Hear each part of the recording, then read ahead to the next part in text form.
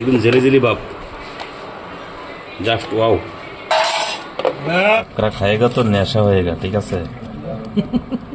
কাঁকড়া দিয়ে আজকে দুপুরের রেসিপিটা তৈরি করুন। এই যে কাঁকড়া, খতরনাক।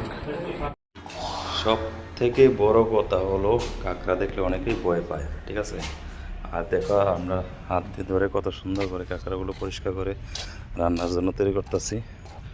আর তোমরা ভয় পাবে না, কারণ যদি শক্ত করে ধরো তাইলে অবশ্যই কাটবো। কাঁকড়ার যে বড় দুইটা পাও আছে বিচ্ছুর মতো, আর যদি আলতো হাতে ধরো, নরম হাতে, অবশ্যই সুন্দর করে কাটতে পারবা, কোনো আঘাতাইতো না হাতে। দেখো কত সুন্দর করে কাটতেছি আমরা।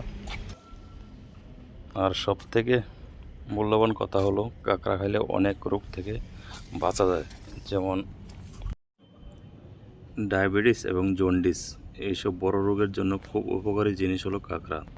আর যদি কাঁকড়া খাও, অনেকের অ্যালার্জির সমস্যা যদি থাকে তাহলে খাবে না।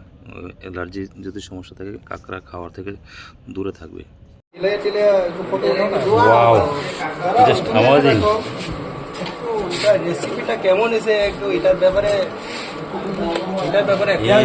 এই হচ্ছে কাঁকড়া রেসিপি। কাঁকড়া রেসিপিটা অবশ্যই ভালো হইব, কারণ আমার স্যারের রান্তাছে মশলা বদি, খুব সেরা হইব। আর তোমরা কমেন্টে জানাইবো কাঁকড়া রেসিপিটা কেমন হয়েছে, ঠিক আছে। ধন্যবাদ।